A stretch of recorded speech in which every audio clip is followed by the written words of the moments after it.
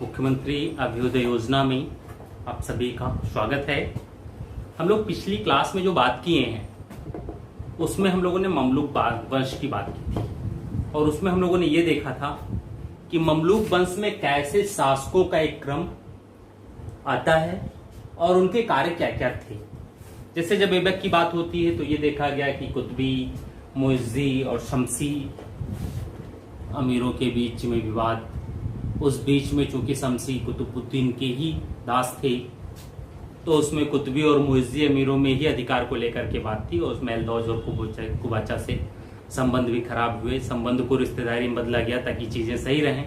ऐबक के समय तक चीजें सही भी रहीं, लेकिन जैसे ही ऐबक की मृत्यु होती है एल्दौज ने दिल्ली पर अपने अधिकार की बात की। दूसरी तरफ ऐबक की मृत्यु के बाद अमीरों में अपने अनुसार राजा बनाने की परंपरा का श्री गणेश हो गया। लाहौर के अमीरों ने आराम शाह, जिन्हें ऐबक का पुत्र बताया गया, उन्हें लाहौर में गद्दी पर बना दिया गया, गद्दी पर बैठाया गया और दिल्ली में ऐबक के दामाद व दास इल्तुतमिश को दिल्ली के अमीरों ने गद्दी पर बैठाया। ये शासक बन गए ये इल्तुतमिश। अब समस्या ये थी कि एक साथ दो शासक और ऐबक के ही उत्तराधिकारी के रूप में ये भी विवाद की स्थिति होती। तो ऐसे में दोनों के मध्य युद्ध हुआ जिसमें आराम शाह की पराजय हुई, बंदी बना करके मार दिए गए और अब पूर्णतः शासक हो गए इल्तुतमिश। ठीक है। अब एक बात ये होती है, अपहरणकर्ता तो नहीं कह सकते क्योंकि इस्लाम में उत्तराधिकार का कोई नियम नहीं है। उत्तराधिकारी वही व्यक्ति हो सकता है जिसके बाजुओं में ताकत हो, तलवार की शक्ति हो, लोगों का समर्थन हो उसके पास। इल्तुतमिश के पास लोगों का समर्थन था, योग्यता थी, बाजुओं में बल था और तलवार की शक्ति थी, इसलिए उसने आराम शाह को पराजित किया और मार डाला। शासन सत्ता उसके पास। इल्तुतमिश को ही हम लोग दिल्ली सल्तनत का वास्तविक संस्थापक कहते हैं। कारण यह था कि इल्तुतमिश ने ही एक व्यवस्था स्थापित की दिल्ली साम्राज्य में। इस्लामिक राजधानी के साथ साथ उसने एक व्यवस्थित शासन प्रशासन भी दिया। अरबी सिक्के, इक्तादारी व्यवस्था, केंद्रीय शासन, खलीफा से मान्यता, रजिया को उत्तराधिकारी, एल्दौज और कुबाचा की पराजय, गजनी से संबंध विच्छेद, ये सारे काम इल्तुतमिश के द्वारा किए गए। अंतिम समय में जब उसका सबसे योग्य पुत्र नासिरुद्दीन महमूद की मंगोल आक्रमण में हत्या होती है तो उसके बाद उसने जो भी जीवित पुत्र थे उनमें यह देखा कि कोई भी शासन चलाने के योग्य नहीं है, क्योंकि इल्तुतमिश भी ये जानता था कि मेरे पश्चात कोई योग्य पुत्र ही मेरे शासन को बनाए रख सकता है, अन्यथा शासन बहुत जल्दी खत्म हो जाएगा। अब समस्या ये थी कि क्या इल्तुतमिश के द्वारा लिए गए निर्णयों को इल्तुतमिश के अधिकारी स्वीकार करते। इल्तुतमिश ने 1232 में ग्वालियर अभियान से लौटने के पश्चात रजिया को उत्तराधिकारी घोषित किया। रजिया का नाम सिक्कों पर अंकित करवाया और उसे उत्तराधिकारी बना दिया।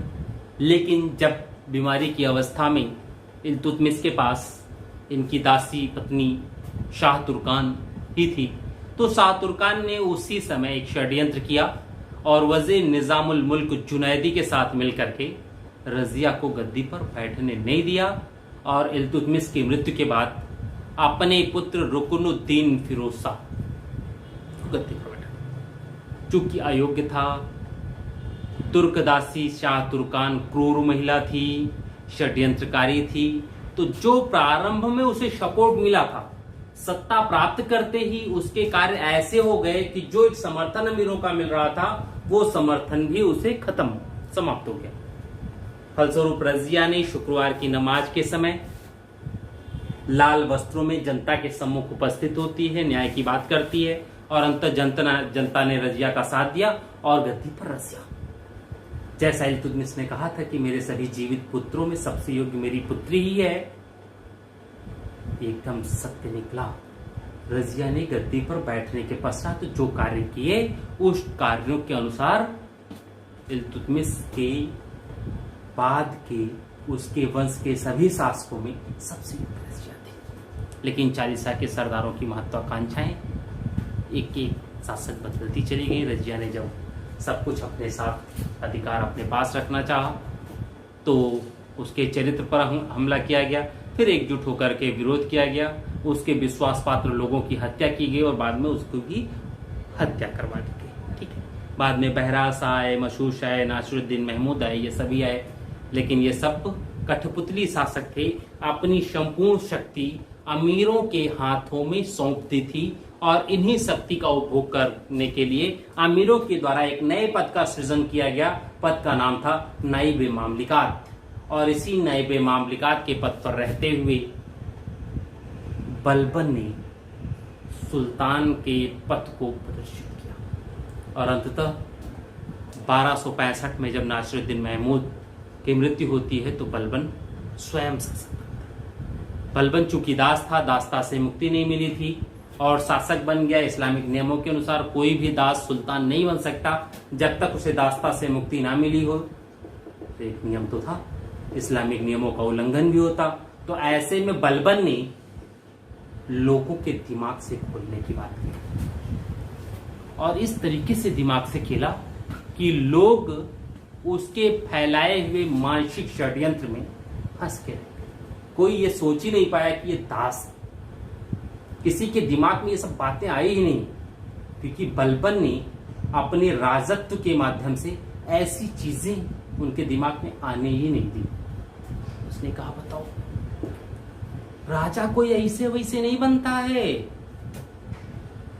राजा कोई व्यक्ति तब बनता है जब उसके ऊपर ईश्वर की कृपा होती है, खुदा की कृपा बरस रही हो, तब बनता है। और राजा जो होता है वो खुदा का डायरेक्ट बंदा है, लेकिन पैगंबर के बाद आता है। यानी इस्लाम में खुदा, खुदा के बाद पैगंबर और पैगंबर के बाद सुल्तान। कोई ऐसे थोड़ी बन गया।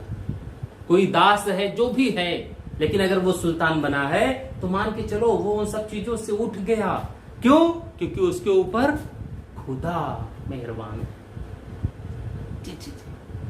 अपने महल को जबरदस्त तरीके से सजाया, महल में कठोर नियम लागू किए गए, सारे ईरानी चीजें ला करके यहां लागू कर दी गई। वैभव दिखाओ लोगों को। कहते हैं जब भौकाल ज्यादा दिखाया जाता है तो भौकाल के पीछे की चीजें खत्म हो जाती, वो दिखाई नहीं पड़ती। बाहर से व्यक्ति जितना मजबूत होता है, व्यक्ति अंदर से उतना ही खोखला होता है। बलबन ने उसी खोखलेपन को मजबूती बना दी और पब्लिक उसकी नहीं आ पाई। बाद में कैकुबाद के समय ही तुर्की शासन सत्ता समाप्त होता है और एक नई शासन सत्ता खिलजियों की होती है। ठीक है, हम लोगों ने यहीं तक पढ़ा था। आज हम लोग आगे बढ़ते हैं। खिलजी वंश,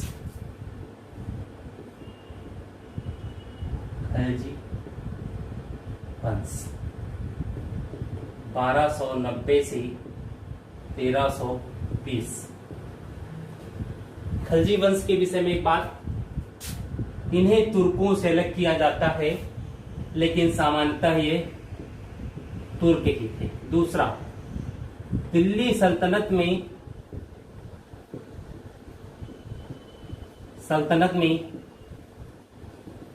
सबसे कम समय तक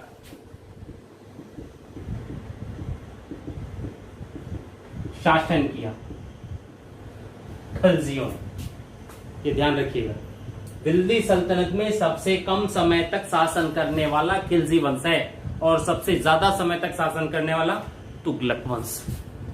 ठीक, देखिए अब जब खिलजी वंश के शासकों की बात करते हैं तो इसमें पहले हैं जलालुद्दीन खिलजी।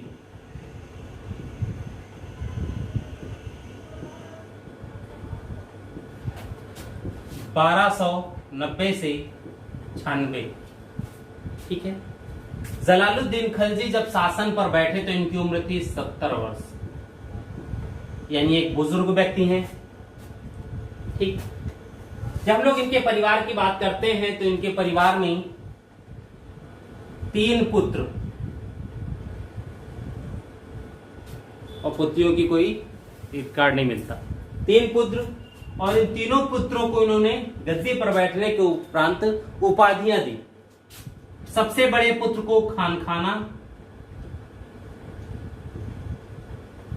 दूसरे पुत्र को अरकली खां,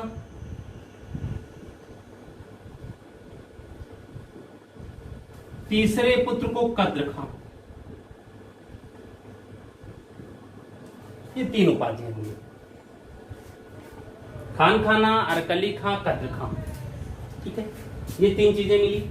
अब समस्या ये थी, इनके 2 भतीजे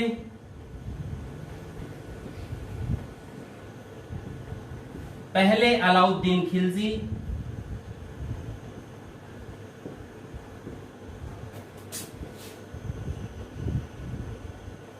और दूसरा अल्मास बेग,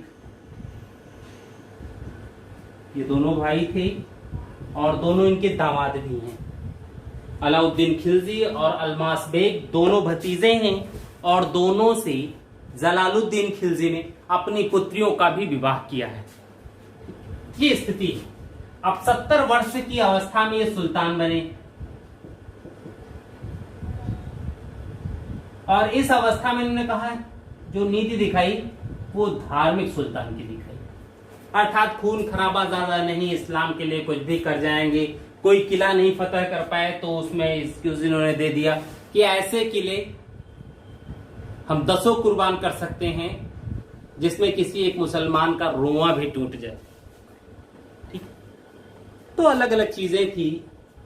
खिसियानी बिल्ली खंबा नोचे, तो इनका वो हाल था। रणथंभौर का किला विजय करने गए थे, जीत नहीं पाए ये, तो फिर बाद में ये कहा कि हम किसी एक मुसलमान के एक रोए के बराबर ऐसे 10 किलो को न्यौछावर कर सकते हैं। अब बताओ, रोज रोआ तोड़ते रहे होंगे ये 1 2 4 5 और उसके बाद किला न्यौछावर कर रहे हैं। ठीक, अब जब हम लोग इनके शासनकाल को देखते हैं तो इनका शासनकाल जो प्रारंभ हुआ वो शांतिपूर्ण। ठीक, जैसे विद्रोह भी हुए, काफी विद्रोह भी हुए। दूसरा, चोर और लुटेरे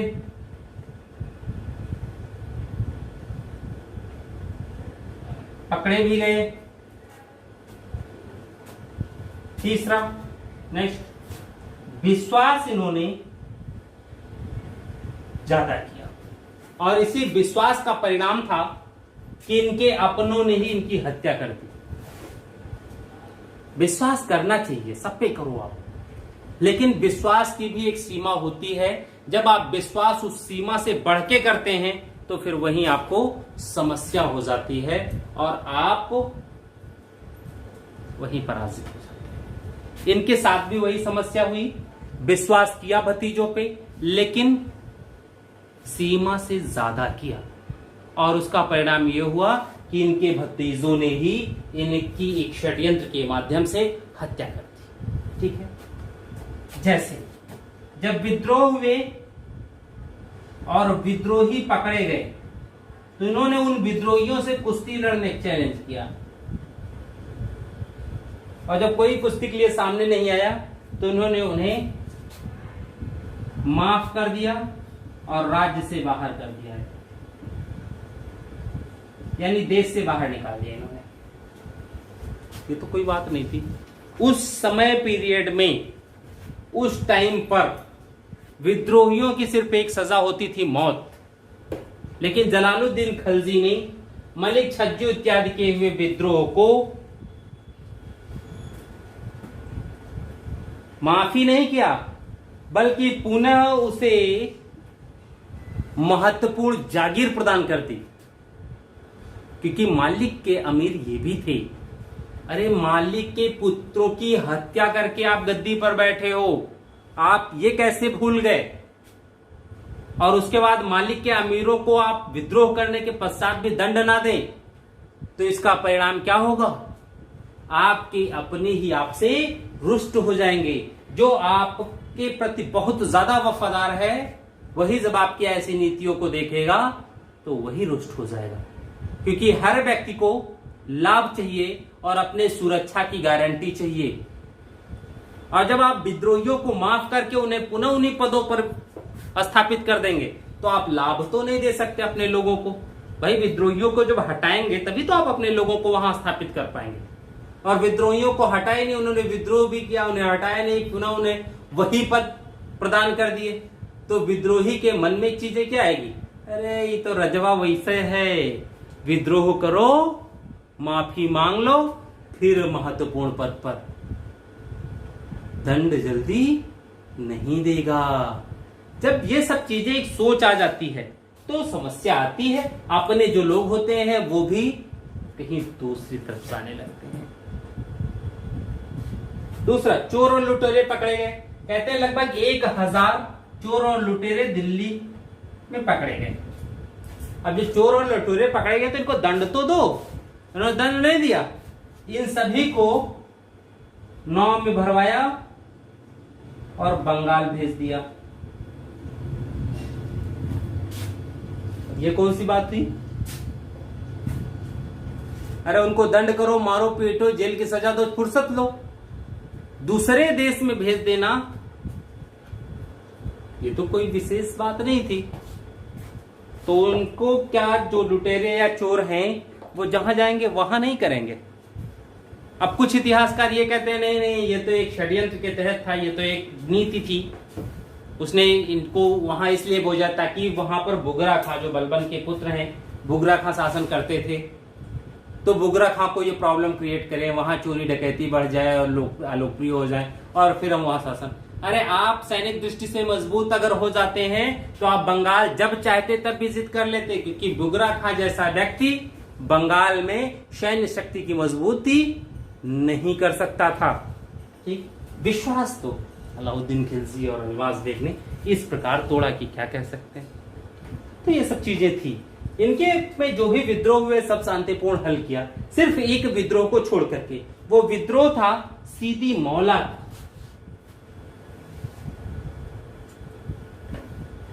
कहते हैं ये विद्रोह था, लेकिन जब हम लोग देखते हैं सीदी मौला के साथ क्या क्या हुआ, तो उस विद्रोह नहीं लगता। वो तो सिर्फ ये लगता है कि राजा कान का कच्चा था।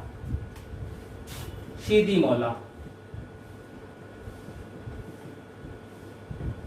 की हत्या ये लिखिए क्योंकि हत्या हुई है सीदी मौला की। सीदी मौला एक सूफी संत थे, ठीक है, और अजोधन में फरीद गज शंकर जो चिश्ती संप्रदाय के थे उनके ये अनुयायी थे। कहते हैं ईरान से आए हुए थे, कुछ न कुछ योग्यता भी रही होगी तभी तो इतनी दूर चले आए और इतनी लोकप्रियता। अजोधन में ही अपनी खानकाह चलाते थे। खानकाह का मतलब हुआ लंगर, या इनके रहने का स्थान। जहां रहते थे वहीं एक लंगर चलती थी और इस लंगर में लगभग 10,000 लोग प्रतिदिन भोजन करते थे। अब अगर इतने लोग भोजन कर रहे हैं तो इसका पूंजी तो कहीं ना कहीं से आनी चाहिए कि नहीं आना चाहिए?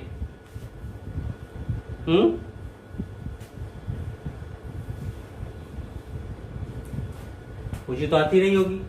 तो इस पूंजी के लिए ये कहा जाता है कि ये सारा कुछ बहुत से अमीर भी इनके अनुयायी थे या शिष्य थे, और ये सब चीजों की व्यवस्था वही लोग करते थे। यहां तक कि इनके अनुयायियों में खान खाना का भी नाम आता है कि खान खाना भी सीदी मौला का अनुयायी था।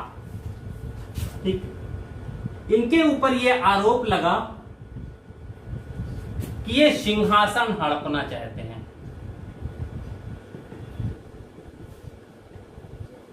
इसीलिए अनुयायियों की संख्या बढ़ा रहे हैं, अपनी लोकप्रियता का प्रयास कर रहे हैं,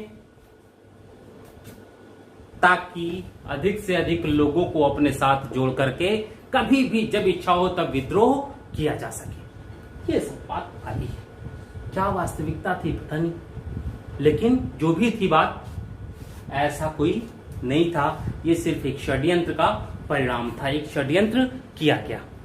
ठीक है, अब समस्या क्या थी?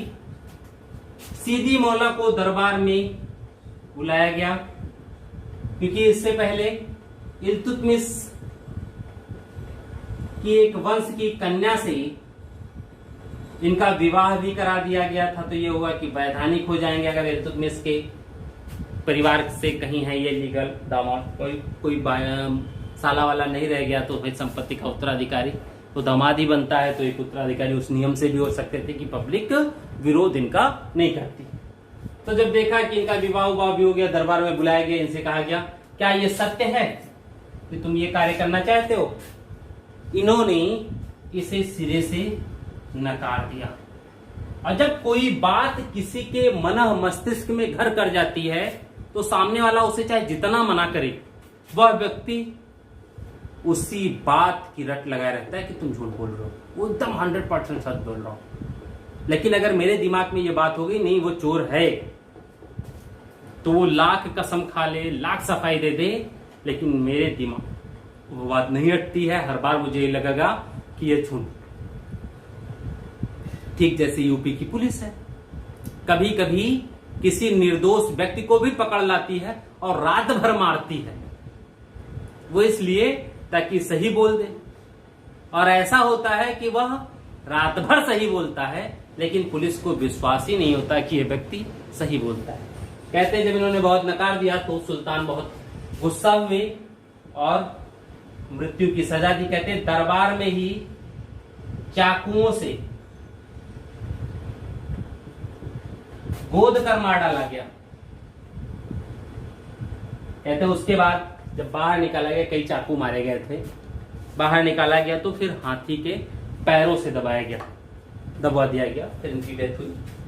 कहते हैं इनकी मृत्यु के बाद भीषण बाढ़ आया, बरसात हुआ, बहुत जबरदस्त बाढ़ बरसात आई थी।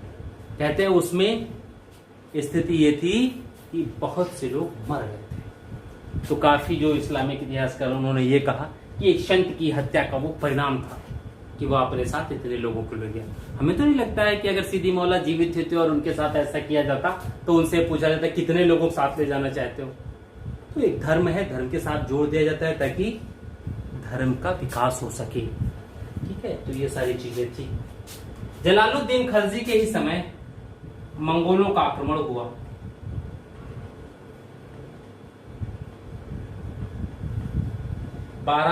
में अब्दुल्ला के नेतृत्व में। कहते हैं दो तरीके का मिलता है, एक तो मिलता है कि इसमें मंगोल पराजित हो गए थे, बंदी बनाए गए। कुछ ये कहते हैं कि नहीं, सुल्तान ने अब्दुल्ला से संधि कर ली थी और संधि के पश्चात लगभग 10,000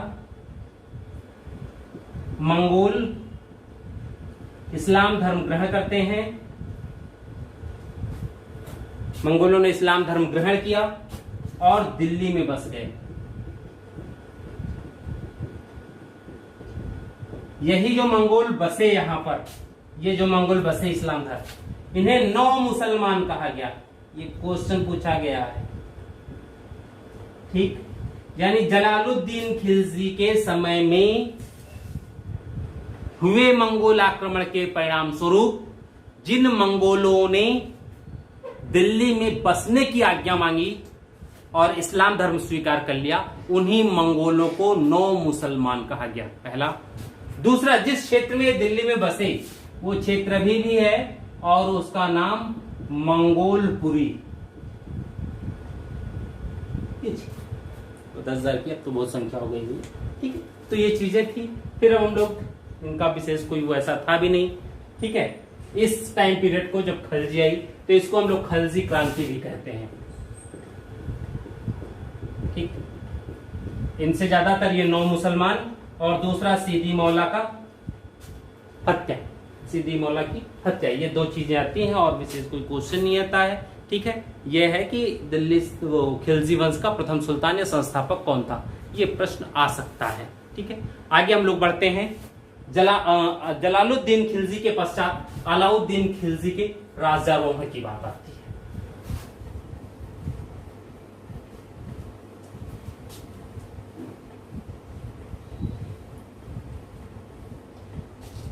अलाउद्दीन खिलजी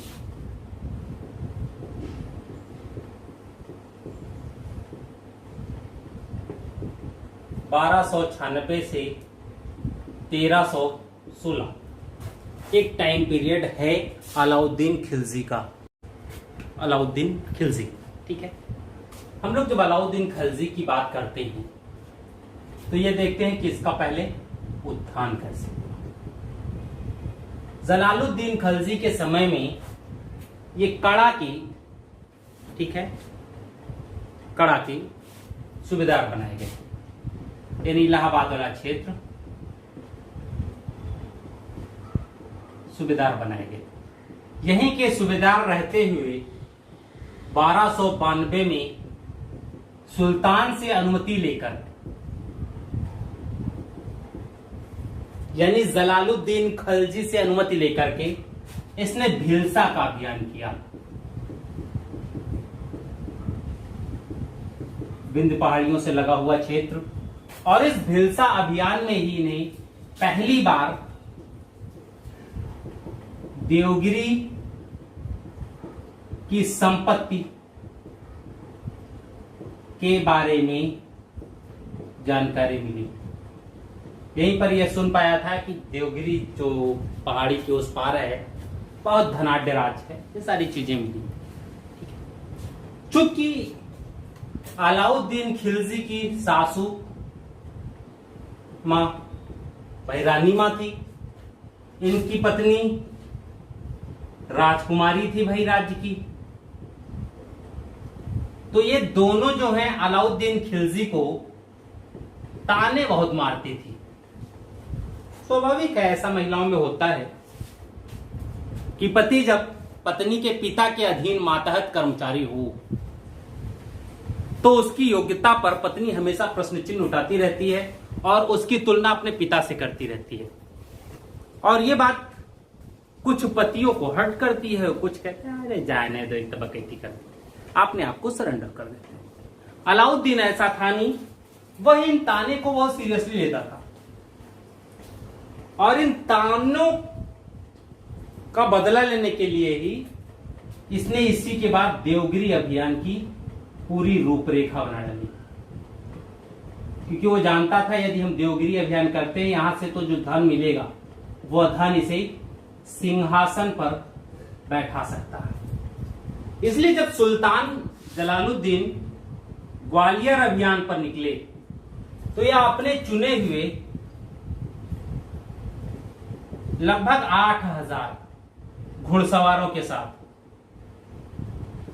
क्योंकि जलालुद्दीन खिलजी की जो नीतियां थी उदार रस्मों में बहुत उदारता की, काफी खिलजी सरदार जो युवा थे वो रुष्ट हो गए थे उन सब चीजों से, और धीरे धीरे वो सभी सरदार ऐसे जो आक्रामक नीति का अवलंबन कर सके वो सब अलाउद्दीन के पास एकत्रित हो रहे थे।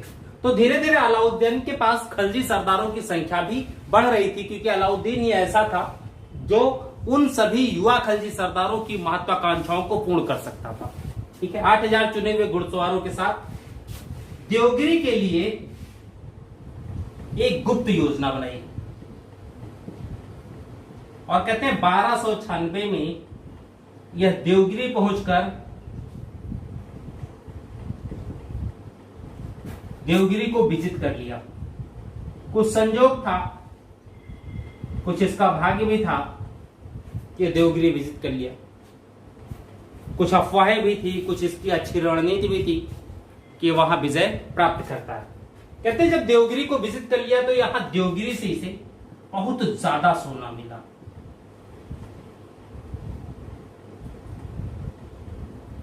सुल्तान को इस बात की जानकारी ग्वालियर में ही हो गई कि वह गुप्त रूप से देवगिरी गया था, वहां विजिट करने के बाद बहुत ज्यादा मात्रा में स्वर्ण ला रहा है। सुल्तान के संबंधी अहमद चप ने सुल्तान को सलाह दी कि महाराज यह धन अलाउद्दीन को कहीं न कहीं विश्वासघाती बना सकता है, इसलिए अच्छा होगा कि आप अलाउद्दीन को कड़ा मानिकपुर पहुंचने से पहले ही मार्ग में ही उसे रोककर उससे संपत्ति ले ली जाए। लेकिन चूंकि सुल्तान इतना उदार, भाई दूसरों को माफी कर दे तो अपने दामाद और भतीजों को क्यों नहीं माफ कर सकता था? भाई उदारता तो ऐसी होनी चाहिए कि सबको माफ कर दो। तो जब ये देखा गया, सुल्तान ने ये चीज देखी, तो सुल्तान ने अहमद चप को शांत रहने कहा और स्वयं सेना सहित दिल्ली आ गए। कहते हैं बिना किसी व्यवधान के अलाउद्दीन खिलजी देवगिरी से लूटी गई संपूर्ण संपत्ति के साथ कड़ा मानिकपुर पहुंच गया। जब ये कड़ा मानिकपुर पहुंचता है तो यहां पहुंचने के पश्चात इसने एक चिट्ठी लिखी सुल्तान को। चिट्ठी में इसने उद्धृत किया कि मैं अपने इस गुप्त अभियान से या वहां से लाई गई संपत्ति से इतना ज्यादा व्यथित हूं, इतना ज्यादा भयभीत हूं सुल्तान से कि मुझे दिल्ली आने में डर लगता है। मैं सुल्तान से मिलकर माफी मांगना चाहता हूं, उनके कदमों में पड़कर माफी मांगना चाहता हूं, ताकि मेरे इस अभियान को वो माफ कर सकें और संपत्ति जो है वो आकर के सुल्तान ले जाए। मैं दिल्ली नहीं आ सकता, मैं इतना ज्यादा भयभीत हूं। एक सी बात सुल्तान को लगा, नहीं ठीक है, चलो कोई बात नहीं। सुल्तान ने गंगा तक का तट नदी के मार्ग से आए और अहमद चप के नेतृत्व में सुल्तान की सेना गंगा के दूसरी तट से। अलाउद्दीन ने जब देखा कि ये सब चीजें हैं, क्योंकि इसकी गुप्तचर व्यवस्था, इसको सारी सूचना मिल रही थी, इसके भाई अलमास बेग सुल्तान के ही साथ थे। अलाउद्दीन ने देखा कि सुल्तान इस साइड से आ रहे हैं तो ये दूसरे साइड कड़ा से हट करके मानिकपुर साइड चल गया। सेना भी सुल्तान की इस साइड में है, अलाउद्दीन सेना के उस साइड नदी के उस पार है। जून जुलाई का महीना है, गंगा भरी रही होंगी, तैर के तो सैनिक पार नहीं कर सकते थे। ऐसे में यह हुआ कि सेना को वहीं रहने दो, अलाउद्दीन वहां अपनी सेना सहित, सुसज्जित सेना सहित खड़ा है। सुल्तान से कहा कि आप कुछ अंगरक्षकों के साथ नाव में बैठ करके चलिए, वहां माफ कर दीजिए उसको। अलमास बेग ने समझाया, नाव पे बैठ गए और जब नाव में बैठ गए, नाव बीच धारा पहुंची तो अलमास बेग ने फिर सुल्तान को कहा कि महाराज इतना अस्त्र शस्त्र लादे हुए हो, कहीं ऐसा ना हो कि अस्त्र देख करके, आपको हथियार में देख करके अलाउद्दीन भाग जाए। तो उन्होंने पूछा उपाय, कि अस्त्र शस्त्र भी निकाल के नाव में रख दिया जाए। कहते जब सुल्तान नाव से बाहर उतरे उधर तो वो निशस्त्र थे। अलाउद्दीन तुरंत पैरों में गिर पड़ा। सुल्तान ने अलाउद्दीन को उठा करके गले लगाया, माफी दी और फिर वापस हालचाल हुआ। उसके बाद वापस जब नाव की तरफ चलने लगे तो अलाउद्दीन के इशारे पर अलाउद्दीन के एक तलवारबाज ने सुल्तान पर हमला किया। सुल्तान नाव की तरफ भागे, यह कहते हैं तूने ये क्या किया, अरे अलाउद्दीन तूने ये क्या किया। पुनः दूसरे ने हमला किया और सुल्तान का सिर काट लिया गया। दूसरे जो इनके साथ गए थे उनको भी मार दिया गया, सिर्फ कोतवाल फखरुद्दीन को छोड़ करके। अहमद चप सेना लेकर के किसी तरीके से वापस दिल्ली पहुंचते और उधर अलाउद्दीन का राज्याभिषेक वही गंगा के तट पर हो जाता है। अब समस्या ये थी कि अलाउद्दीन में अभी भी साहस इतना नहीं था कि वह दिल्ली पर अधिकार कर सके, लेकिन दिल्ली में ऐसी परिस्थितियां जन्म ले लेती हैं कि अलाउद्दीन को मौका मिल गया। परिस्थितियां देखिए क्या थी।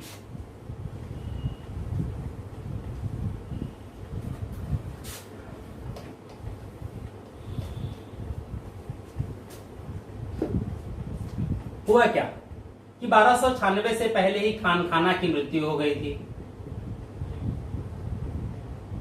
अरकली खां जो कि सबसे योग्य था इनका पुत्र, वो मुल्तान में था। दिल्ली में खाने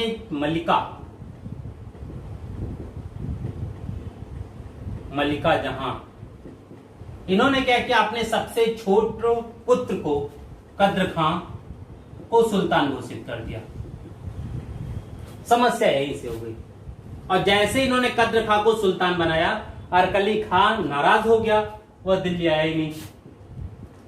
जो सबसे योग्य है जलालुद्दीन का पुत्र, जो अलाउद्दीन को समाप्त कर सकता था, अलाउद्दीन को रोक सकता था, लोगों को अपने साथ जोड़े रह सकता था, वह नाराज है और स्वयं को मुल्तान में ही रोक लिया। अब दिल्ली में क्या होता? अलाउद्दीन को ऐसी परिस्थितियां लगी, अलाउद्दीन को लगा नहीं अब तो अच्छा है, अलाउद्दीन दिल्ली की तरफ बढ़ना चाहिए। अरकली खां कद्र खां के सपोर्ट में आएगा नहीं। वो दोनों भाई आपस में, जब दोनों भाइयों को एक साथ होना चाहिए था, तब दोनों भाई अलग अलग मोर्चे पर थे। अलाउद्दीन अपने भाई अल्मास बेग के साथ था।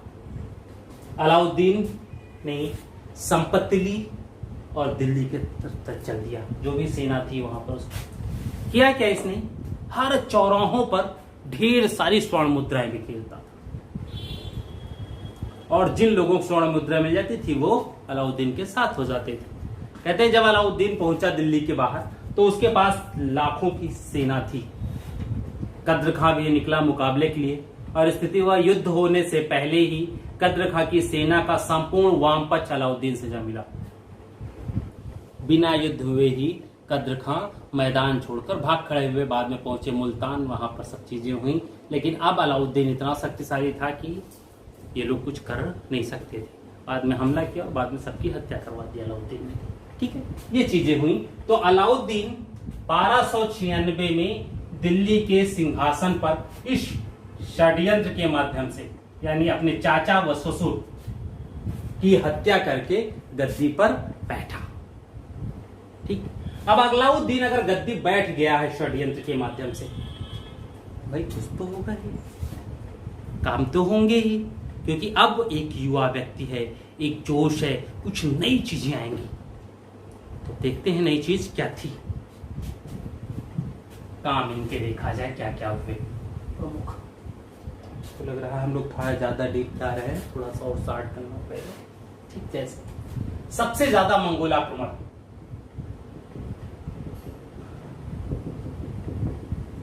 मंगोल आक्रमण इन्हीं के समय। ठीक, दक्षिण विजय इसी के द्वारा किया गया। बाजार व्यवस्था इन्हीं के द्वारा अपनाई गई। ठीक है, दूसरा कर में वृद्धि इसी के द्वारा किया गया।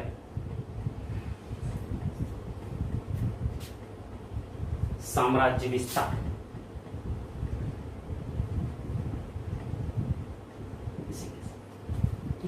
मतलब कई काम हुए इनके, और जो भी काम थे वो सब जबरदस्त तरीके से। ठीक है, प्रारंभिक नाम जो हम देखते हैं अलाउद्दीन का तो है अली गुरसास।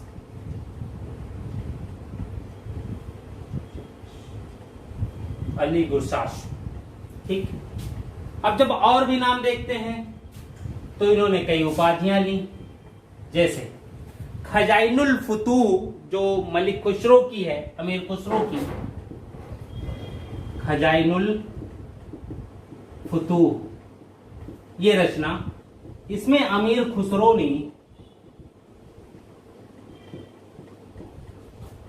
कई उपाधियां दी हैं, जैसे विश्व का सुल्तान। अलाउद्दीन खिलजी को कहते हैं। ठीक, पृथ्वी के शासकों का सुल्तान,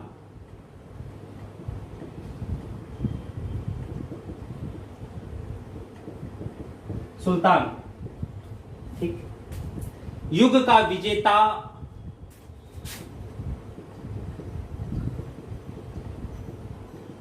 और जनता का चरवाहा। इसने स्वयं जो उपाधियां ली उसमें सिकंदर ए सानी या द्वितीय सिकंदर, विश्व विजय के स्वप्न देखता था, लेकिन बाद में समझाने पर इसने विश्व विजय छोड़ दिया। ठीक, खलीफा का नाइब या अमीरुल मोमिनीन,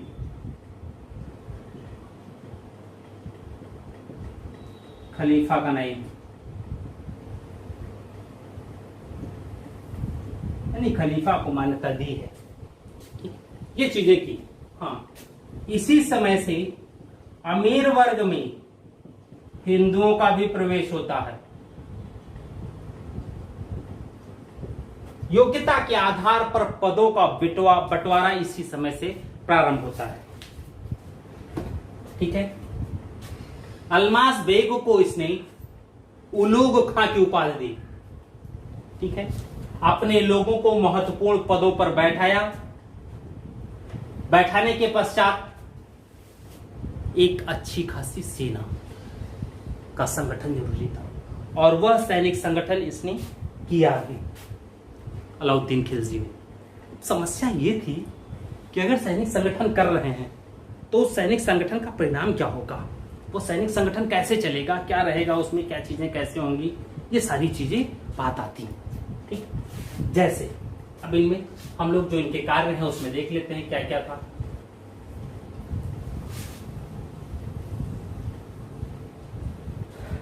जैसे मंगोल आक्रमण,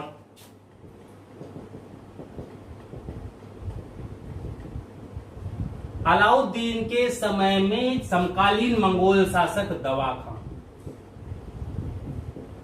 1297 से ही मंगोल आक्रमण प्रारंभ होता है और 1307-8 तक जारी रहता है और लगातार हमले हुए। ठीक है। 1297 में कादर का, 98 में साल्दी का, 99 में कुतलुग ख्वाजा का, 1298 में साल्दी। ये दवा खां का भाई था। कहते हैं इसमें साल्दी जब हमला किया तो जफर खां ने साल्दी से मुकाबला करने के लिए पहुंचे, साल्दी को पराजित किया, साल्दी को बंदी बना लिया और लाकर के दिल्ली में हत्या कर दी गई। अब दवा खां का भाई बंदी बनाने के बाद हत्या किया जाए तो क्या दवा खां इस बात का बदला लेना नहीं चाहेंगे? तो बदला लेने के लिए 1299 में कुतलुग ख्वाजा जो कि इनका पुत्र था दवा खां का, उसे भेजा गया। कहते हैं बहुत बड़ी सेना के साथ आया था और ये दिल्ली तक पहुंच गया। प्रारंभ में दिल्ली के कोतवाल ने कहा कि मंगोलों से समझौता कर लो, कुछ ले देकर के मामला सल्टा दो, बात यही आती है। लेकिन अलाउद्दीन खिलजी जैसा व्यक्ति ऐसे तो समझौता नहीं करता। अलाउद्दीन खिलजी मुकाबले के निकलता है, चूंकि जफर खां पहले से ही इनकी शक्ति से वाकिफ थे। कहते हैं अलाउद्दीन खिलजी, जफर खां, उलूग खां, नुसरत खां, यानी सभी प्रमुख सरदारों के साथ अलाउद्दीन खिलजी सिरी के मैदान में।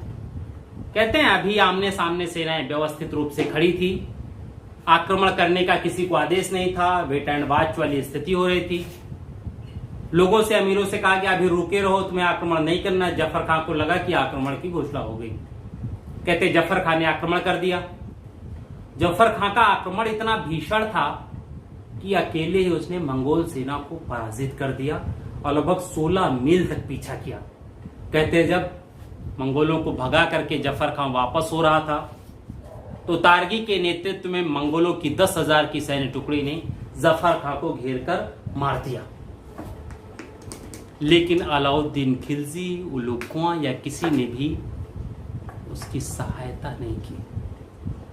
ठीक। 1303 में तारगी ने अचानक हमला किया। कहते हैं चित्तौड़ विजय के पश्चात अलाउद्दीन खिलजी दिल्ली आए ही थे। जब तारगी ने हमला किया तो उसमें अधिकतर सेना भी बाहर ही थी। अलाउद्दीन को किसी तरीके से किले के अंदर बंद रह करके अपनी सुरक्षा करनी पड़ी, क्योंकि मंगोल किले जीतने की कला से बहुत अच्छा परिचित नहीं थे। इसलिए 2 महीने तक तारगी ने आसपास के क्षेत्रों को लूटा और आसपास के क्षेत्रों को लूटने के बाद वो वापस चला गया। कहते हैं इस हमले से अलाउद्दीन खिलजी काफी भयभीत हुए और उन्होंने इसी के बाद सिरी के महल इसकी रच का निर्माण करवाया, मजबूती बनवाई, ताकि भविष्य में अगर कोई और सा भी आक्रमण हो जाए तो हम दुर्ग के अंदर रह करके अपनी सुरक्षा कर सके, डर ना लग रहे कि दुर्ग की प्राचीर टूट जाएगी, आ जाएगा, ये सब चीजें। ठीक है। तो एक मंगोल आक्रमण हुआ। 1303 तारगी दिल्ली तक चढ़ा। कुतलुग ख्वाजा को जफर खां ने पराजित किया, लेकिन उसी में तारगी के द्वारा वापस होते हुए जफरगाह को घेर करके मार दिया गया। ठीक, साल्दी कुतलुक फजा। तो मंगोलों के आक्रमण, बाद में जो भी आक्रमण हुए वो मंगोल क्षेत्रों में घुस करके किए गए। यानी अलाउद्दीन खिलजी के समय में सर्वाधिक मंगोल आक्रमण, ठीक, सर्वाधिक मंगोल आक्रमण अलाउद्दीन खिलजी के समय में, सबसे ज्यादा मंगोल आक्रमण। और जो भी मंगोल आक्रमण हुए उसमें अलाउद्दीन को विजय मिली, यानी अलाउद्दीन पराजित नहीं हुए बल्कि विजेता के रूप में अलाउद्दीन आते हैं।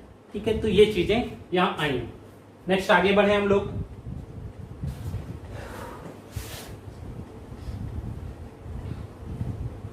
सैन्य व्यवस्था।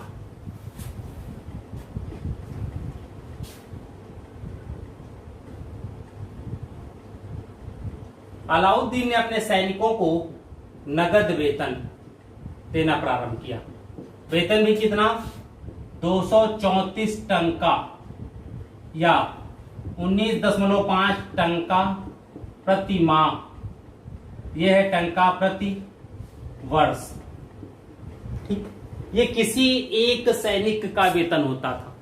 अब अगर उसके पास घोड़ा है तो इसमें 78 टंका और जोड़ दिया जाता था।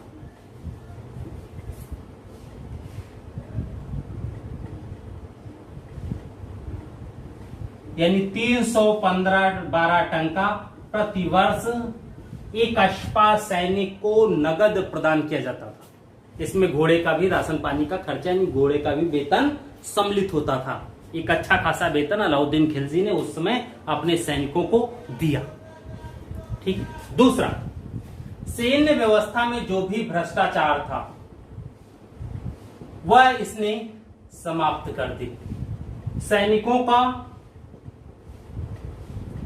हुलिया लिखा जाना, घोड़ों को दागने की प्रथा इत्यादि इसने कठोरता से लागू किए।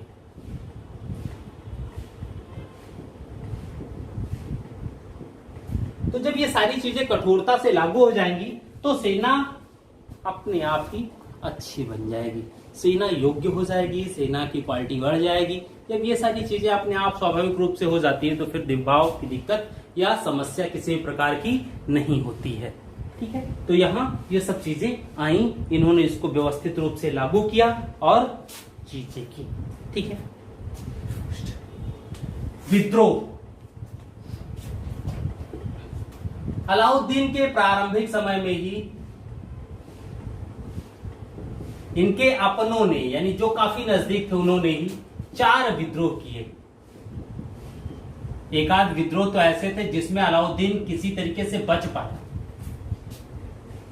नहीं मार दिए गए होते। अकद खां के विद्रोह में तो यही स्थिति थी, अलाउद्दीन मूर्छित हो गए, किसी तरीके से बच पाए थे, वरना मार दिया गया होता। लेकिन जो भी विद्रोही थे इनको तो मारा ही गया, इनके परिवार के लोगों की भी हत्या कर दी गई थी। जो भी इनके सहयोगी थे उन सबको भी मार पीट दिया गया था, कोई छोड़ा नहीं गया, सबकी हत्या की गई। ठीक है, अलाउद्दीन ने इन विद्रोहों के कारणों की जांच की और कारण में उसे यह लगा कि इन विद्रोहों के पीछे कुछ प्रमुख रीजन है। पहला, अमीरों का आपसी संबंध, वैवाहिक संबंध जब हो जाता था तो एक दूसरे से काफी ज्यादा जुड़ जाते थे, और जब एक दूसरे से काफी जुड़ जाते हैं तो फिर अगर एक रिश्तेदार विद्रोह करते हैं तो दूसरा तो जरूरी है। भाई ससुर जी विद्रोह किए हैं किसी के साथ खिलाफ, तो दामाद विरोध में तो जाएगा नहीं ससुर जी के, दामाद भी तो ससुर जी के साथ ही आएगा। ठीक है, तो यहां पर वो चीजें आई। तो उसने पहली चीज, एक चीज ये कि वैवाहिक संबंध जो होते हैं उनकी वजह से। दूसरा, अत्यधिक संबंध, अत्यधिक संपत्ति का इकट्ठा होना। उसने कहा जब संपत्ति ज्यादा हो जाती है तभी व्यक्ति की महत्वाकांक्षाएं बढ़ती हैं और सत्ता की प्राप्ति का प्रयास करता है, इसलिए संपत्ति नहीं होना चाहिए। तीसरा, मदिरा पान, लोग जो होते हैं उस मदिरा पान पे भी रोक लगा देने की बात आई। ठीक है, चौथा, गुप्तचर विभाग, यानी सूचनाएं सुल्तान तक नहीं मिल पाती हैं। इसलिए अलाउद्दीन ने भविष्य में होने वाले ऐसे विद्रोहों को रोकने के लिए 4 अध्यादेश पारित किए उसने। पहला क्या था? देखिए, विद्रोहों को रोकने के लिए 4 अध्यादेश। पहला, वैवाहिक संबंध बिना सुल्तान की आज्ञा के नहीं हो सकता। आपसी वैवाहिक संबंध तुम जैसी चाहो वैसे ही नहीं होगा, उसमें सुल्तान की आज्ञा होगी। दूसरा, जुआ, शराब, बैठक, मंत्रणा इत्यादि पर रोक लगा दी।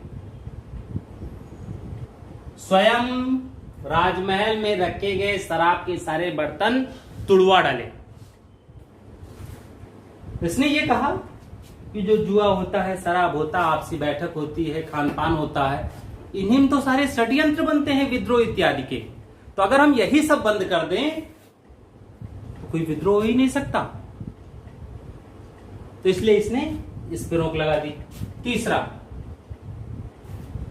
गुप्तचर विभाग का समर्थन किया।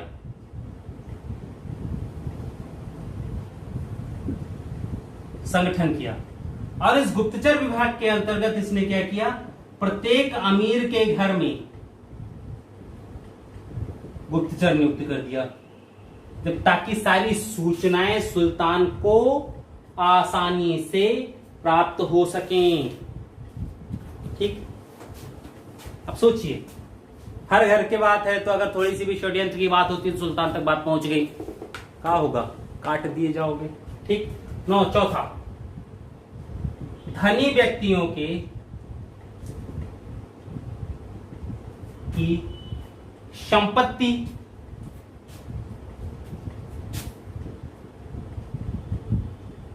छीन ली गई।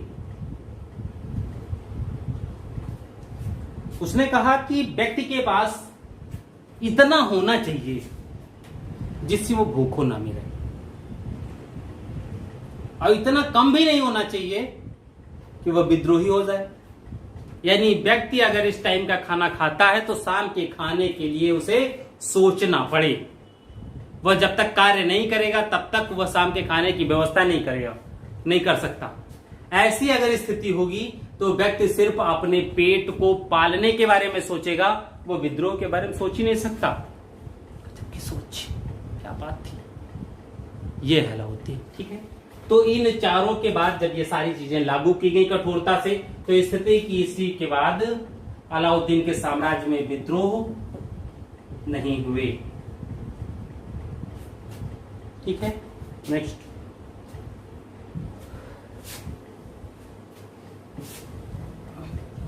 अलाउद्दीन पे पढ़ा जाए तो पूरी 2 क्लास चाहिए, लेकिन चूंकि हम लोग सिविल में पीटी के लिए पढ़ रहे हैं तो अलाउद्दीन से भी बहुत ज्यादा क्वेश्चन नहीं आते हैं, एक ही आध क्वेश्चन आते हैं बस। ठीक है, इससे ज्यादा नहीं आता है क्वेश्चन। देखिए, गुजरात विजय, इसमें एक चीज और देख लें, कुछ ही विजय हम लोग पढ़ेंगे। गुजरात विजय 1299, 98-99, ठीक है, 97 में 97 में नुसरत खां और उलूग खां, नुसरत खां और उलूग खां ये सेनापति थे जिन्होंने गुजरात पर आक्रमण किया। गुजरात के शासक थे राजा राय कर्ण। कहते हैं इन दोनों ने इन्हें पराजित किया। ये छोड़ करके भाग गए दक्षिण की तरफ। राजा रायकर्ण अपनी पुत्री देवल देवी के साथ दक्षिण भाग गए। उलूग खां को इनकी पत्नी कमला देवी मिली। इन्हें दिल्ली लाया गया, जिससे अलाउद्दीन ने विवाह कर लिया और अलाउद्दीन की सबसे प्रिय रानी हो गई। ठीक। दूसरा देखिए, इसी गुजरात अभियान में एक व्यक्ति मिला था हिजड़ा मलिक काफूर, ये बाद में नाम दिया गया। इसे खरीदा गया, योग्यता से बड़े प्रभावित हुए और अंत में 1000 दिनार यानी स्वर्ण मुद्राओं से इसे खरीदा गया। इसीलिए मलिक काफूर को 1000 दिनारी भी कहते हैं। खंभात नगर में मिला था ये, ठीक है, मलिक काफूर। और अलाउद्दीन की दक्षिण भारत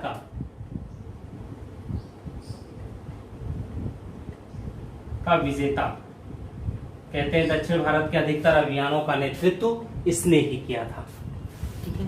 तो ये चीजें आई। एक और जो महत्वपूर्ण आक्रमण है अलाउद्दीन का, वो है चित्तौड़।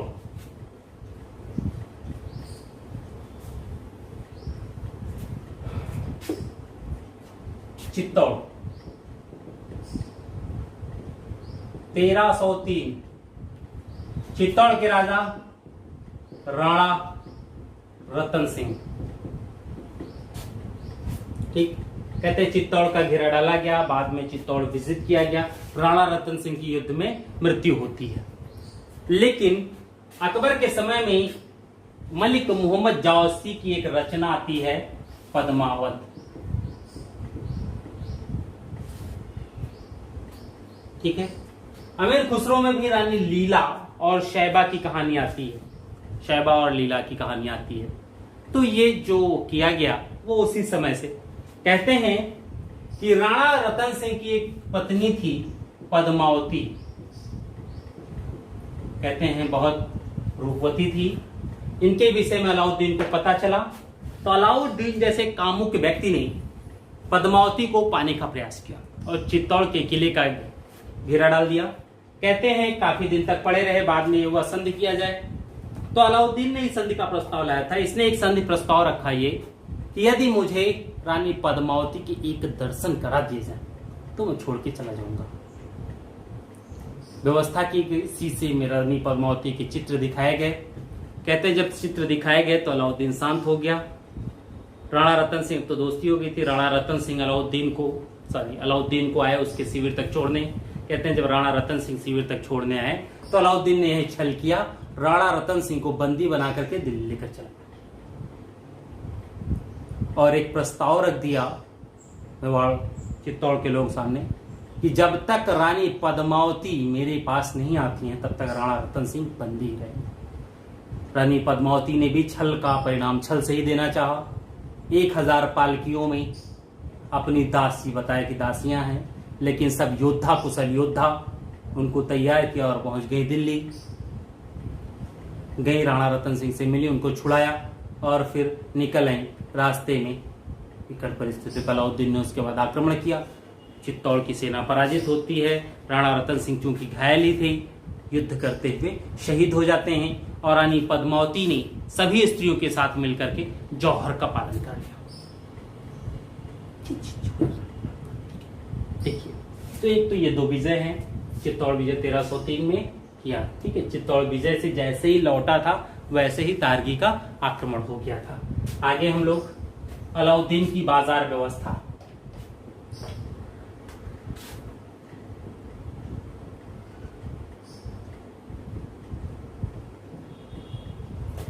बाजार व्यवस्था में मूल्य निर्धारण प्रणाली।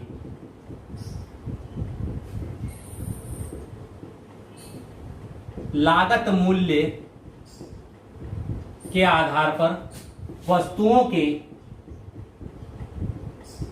मूल्य निर्धारित किए अलाउद्दीन ने। यानी अपनी बाजार व्यवस्था के अंतर्गत अलाउद्दीन ने सभी वस्तुओं के एक दाम निश्चित कर दिए और उन दाम का स्थिति ये थी कि कोई भी सामान्य अधिकारी या बड़े से बड़ा अधिकारी भी उसमें किसी भी प्रकार का कोई परिवर्तन नहीं कर सकता था।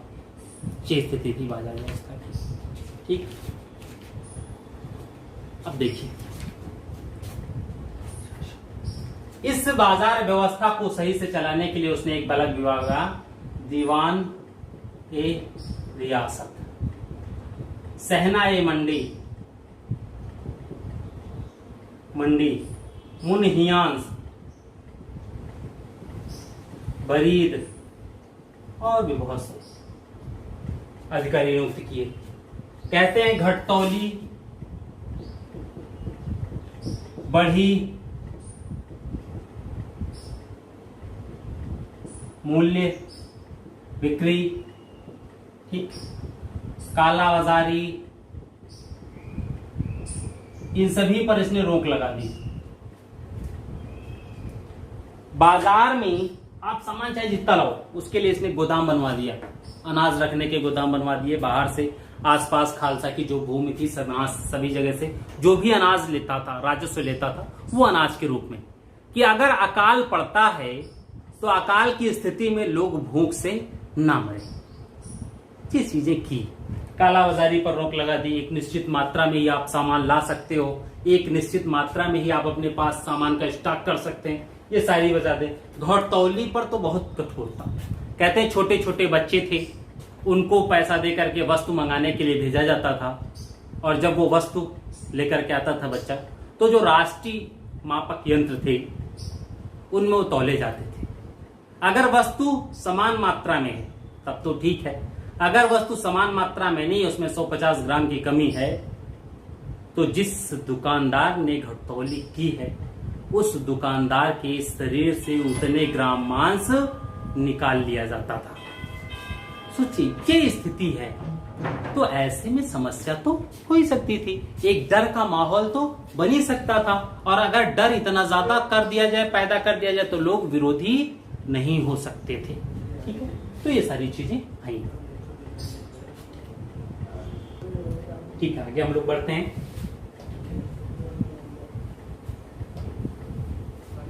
राजस्व वसूली।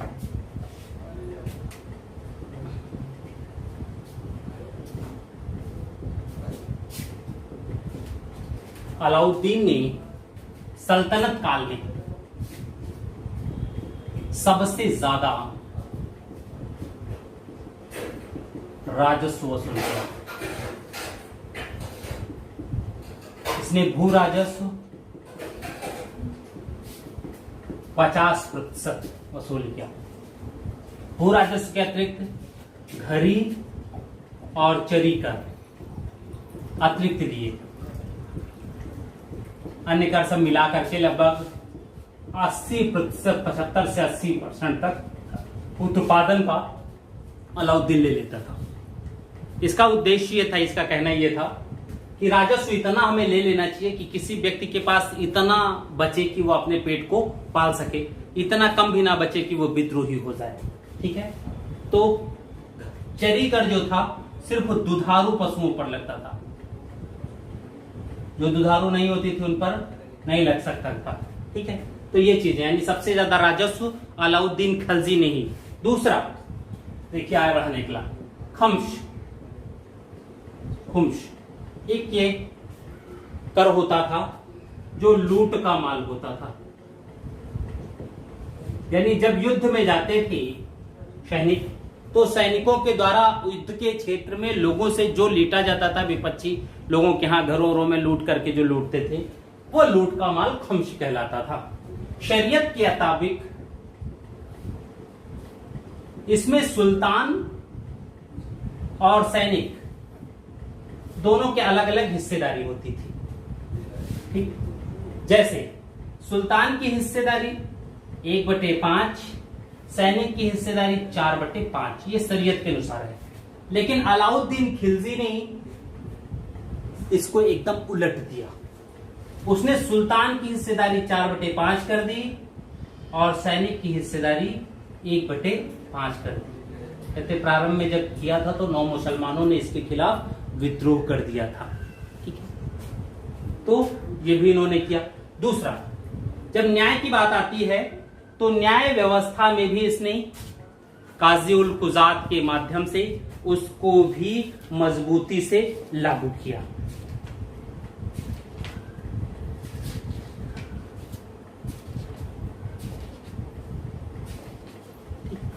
अब दक्षिण विजय।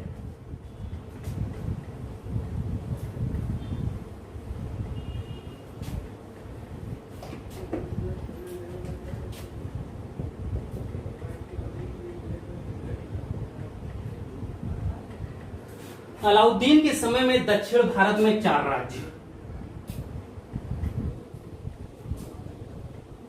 देवगिरी,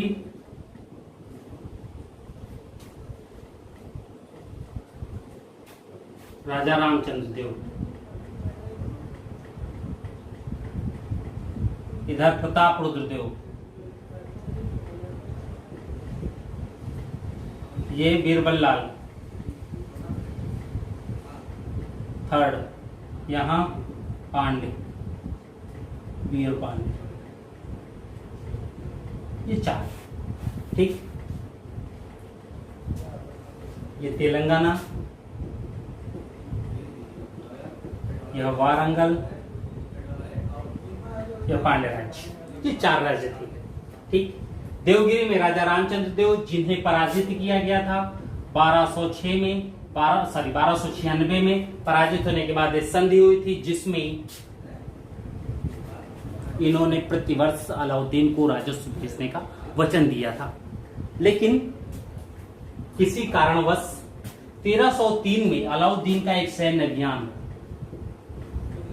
भारत के इस साइड से होता है, जिसमें अलाउद्दीन की सेना पराजित होती है प्रताप रुद्र देव के खिलाफ, और इसी के बाद राजा रामचंद्र देव ने भी अलाउद्दीन को राजस्व नहीं भेजा, और अंततः अलाउद्दीन ने अब दक्षिण, जब उत्तर भारत लोग सब विजित हो चुका था, तो दक्षिण भारत में इसने मलिक काफूर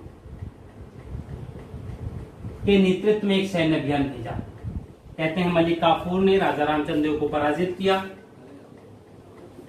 और बंदी बनाकर दिल्ली लेकर के आया। कहते हैं दिल्ली में अलाउद्दीन ने राजा रामचंद्र देव के साथ अच्छा व्यवहार किया, राय राहन की उपाधि दी, 1 लाख स्वर्ण मुद्राएं दी, छत्र और ताज ये सब भी दिया। कहते हैं राजा रामचंद्र देव बहुत संतुष्ट हुए और अलाउद्दीन ने दक्षिण भारत विजय के लिए अपना एक मित्र बनाया। कहते हैं और सब राज्यों पर अब विजय करने के लिए राजा रामचंद्र देव ने मलिक काफूर की भरपूर सहायता की। ठीक है, यहाँ ये हुआ। फिर बाद में तेलंगाना पराजित किए गए, वारंगल पराजित किए गए। दक्षिण में केवल पांड्य राज्य ही ऐसा था जिसने अलाउद्दीन की अधीनता स्वीकार नहीं की। ठीक, यानी यह एक स्वतंत्र बना रहा। अन्य सभी राज्यों ने अलाउद्दीन की अधीनता स्वीकार कर ली। अलाउद्दीन ने किसी भी राज्य को प्रत्यक्ष नियंत्रण में नहीं लिया, बल्कि इनको पराजित किया। पराजित करने के बाद अधीनता स्वीकार करवाई और फिर उन्हीं को ट्रांसफर कर दिया शासन के लिए। यानी अलाउद्दीन ने दक्षिण भारत अभियान सिर्फ और सिर्फ पैसे की प्राप्ति के लिए किया था, साम्राज्य विस्तार के लिए नहीं, ताकि उसके पास पूंजी की कभी कोई कमी ना होने पाए, क्योंकि दक्षिण ऑलरेडी बहुत समृद्ध था। दूसरे काम देखते हैं और अलाउद्दीन के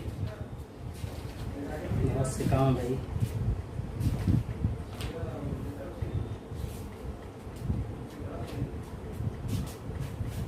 अलाउद्दीन की वास्तुकला।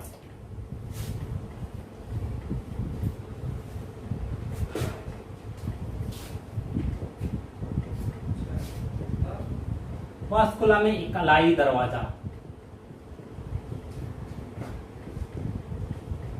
दिल्ली में है अलाई दरवाजा, ठीक है, कुतुब मीनार के पास। दूसरा कुश्ते शीरी। तीसरा श्रीनगर का निर्माण,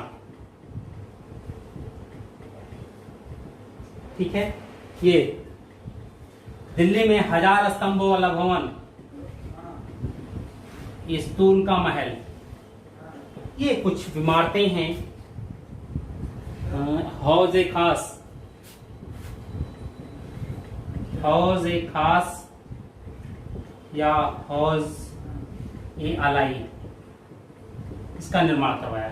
ठीक है, तो ये अलाउद्दीन द्वारा निर्मित कुछ इमारतें थी। इसलिए हम लोग ये कह सकते हैं कि अलाउद्दीन ने सिर्फ साम्राज्य विस्तार, बाजार नियंत्रण, दक्षिण भारत, मंगोल विजय ही नहीं किया, बल्कि उसने कुछ रचनात्मक कार्य भी किए थे। सबसे बड़ी बात यह थी कि इसने अपनी राजनीति में धर्म को बहुत ज्यादा प्रवेश होने नहीं दिया था। ठीक है, तो अलाउद्दीन जितना है पर्याप्त है हमको लग रहा है। ठीक है, हम लोग आगे बढ़ते हैं अलाउद्दीन से।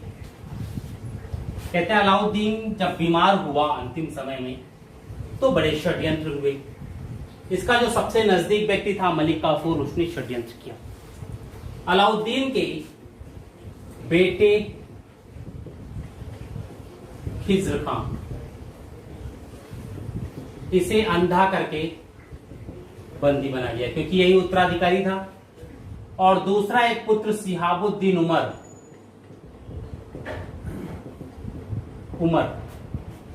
इसे शासक बनाया और स्वयं संरक्षक बन गया। ठीक, सिहाबुद्दीन उमर को शासक बनाकर स्वयं संरक्षक बन जाता है। अब समस्या ये थी, ये सिहाबुद्दीन उमर जो हैं झात्यपाली के पुत्र थे। झात्यपाली कौन थी? ये अलाउद्दीन की पत्नी और राजा रामचंद्र देव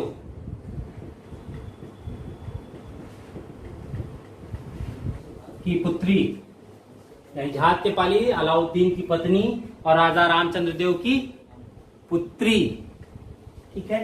सिहाबुद्दीन उमर, कहते हैं सिहाबुद्दीन उमर की हत्या करके बाद में स्वयं शासक बन जाता है। और जब शासक बन गया तो उसने एक बंदी पुत्र मुबारक शाह खलजी, कहते हैं मुबारक शाही नाम था, इसकी हत्या करने के लिए हत्यारे भेजता है। लेकिन मुबारक शाह खिलजी ने हत्यारों को एक लंबा चौड़ा भाषण दिया, अपनी जो माला थी मोतियों की वह हत्यारों को दे दी, उन्हें राज परिवार के खिलाफ शपथ याद दिलवाई और अंततः उन हत्यारों ने मुबारक शाह खिलजी को निकाल दिया और हत्यारे खिलजी के साथ मिलकर के काफूर की हत्या कर देते हैं और शासक बना मुबारक शाह खिलजी।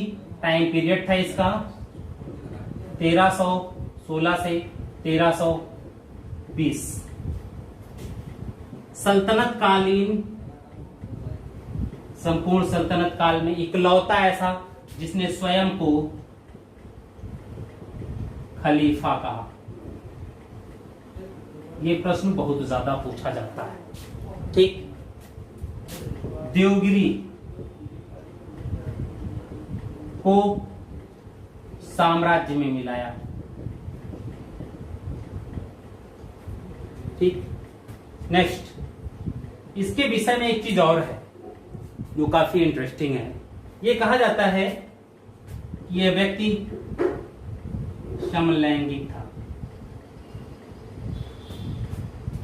इसे नग्न लोगों की संगति अच्छी लगती थी।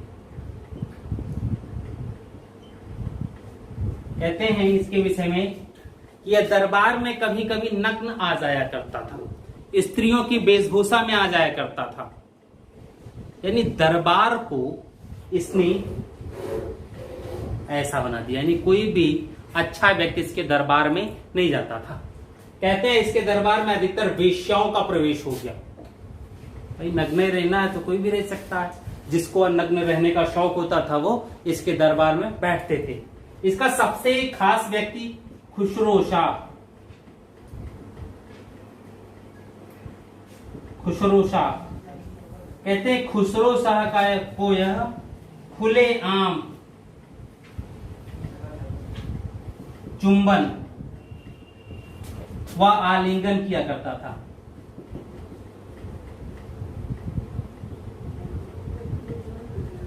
जब ऐसी हरकतें होंगी तो कुछ न कुछ तो आपको दिक्कत होगी। और अंततः हुआ क्या, इसी खुसरो शाह ने 1320 में इसकी हत्या कर दी और स्वयं शासक बन गया।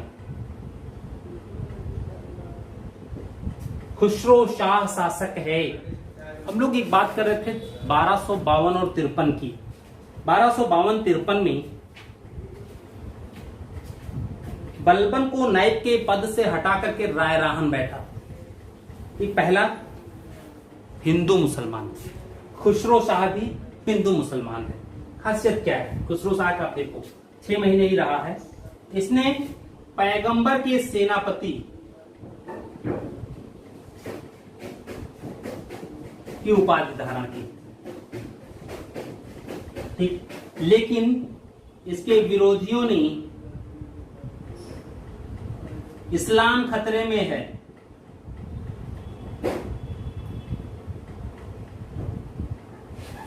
ठीक, इस्लाम खतरे में है।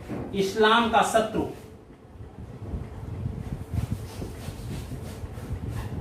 आज नारे लगाए और इनका नेतृत्व किया गाजी मलिक तुगलक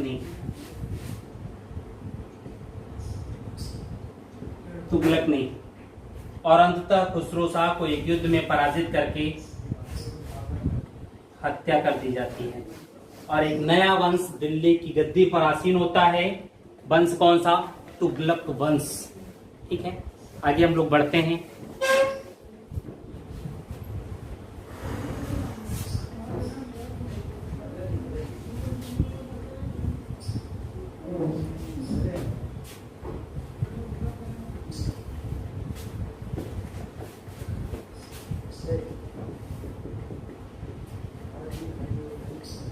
तुगलक वंश 1320 से 1414, सबसे लंबा समय।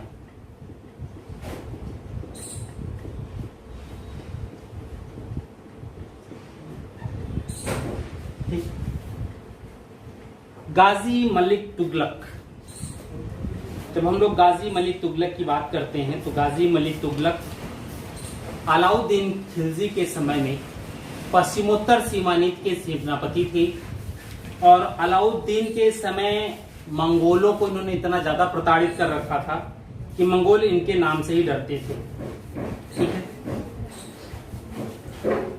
अब जब हम लोग इसमें शासकों की बात करते हैं तुगलक वंश में, तो इसमें देखिए, पहला गियासुद्दीन तुगलक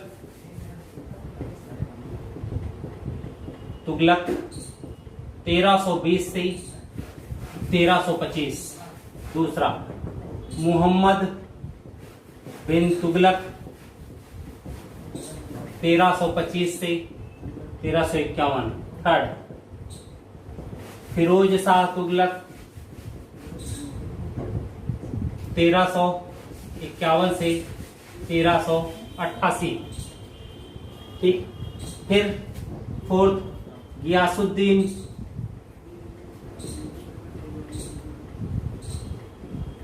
तुगलक द्वितीय, सब समय थोड़े थोड़े समय के लिए हैं। 1388 89। ठीक है, अबू बकर शाह 1389 से 90। नासिरुद्दीन मोहम्मद शाह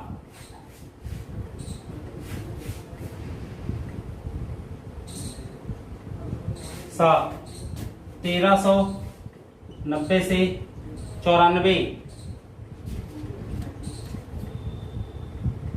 अलाउद्दीन सिकंदर शाह, कहते हैं ये बहुत क्रूर था हिंदुओं के प्रति। ठीक है, 1394। ठीक है, फिर इसके बाद नासिरुद्दीन महमूद 1394 से 1414। ये सुल्तान हुए।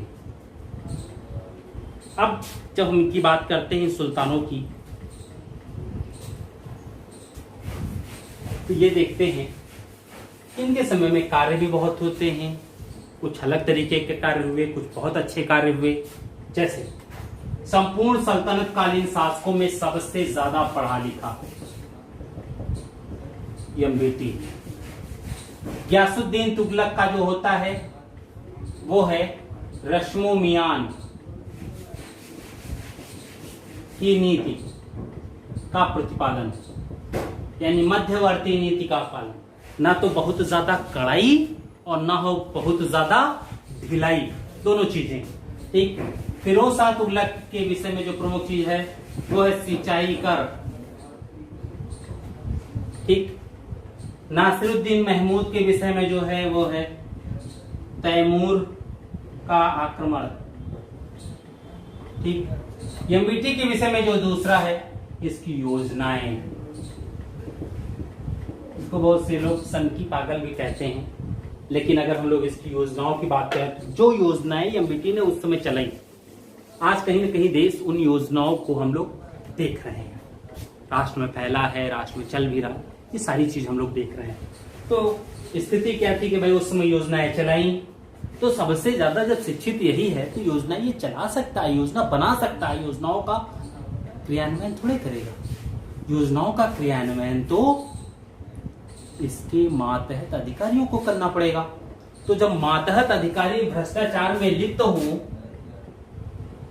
तो वो तो क्रियान्वयन नहीं करेंगे, और जब वो मातहत अधिकारी भ्रष्टाचार में लिप्त हुए हैं तो वो क्रियान्वयन नहीं कर सकते, तो क्या उसकी योजनाएं खराब हो गई। लेकिन इतिहासकारों ने ये कहा कि सिर्फ योजनाएं बना सकता है, उसे चालू नहीं कर सकता। उलूल जुलूल योजनाएं, बेवकूफी वाली योजनाएं, अलग अलग चीजें, तो सबसे ज्यादा चरित्र पर इसके ही हमला हुआ है। ठीक है, सांकेतिक मुद्रा का प्रचलन, दुआब में कर वृद्धि, राजधानी परिवर्तन, कराचिल खुरासान विजय, कांगड़ा विजय, बहुत सी चीजें। ठीक है, तो ये सारी चीज भाई सांकेतिक मुद्रा तो हम लोग आज यूज ही कर रहे हैं। ठीक है, तो ये तुगलक वंश सबसे ज्यादा, तो इस पे हम लोग नेक्स्ट क्लास में चर्चा करते हैं। ठीक है, आज के लिए बस इतना ही।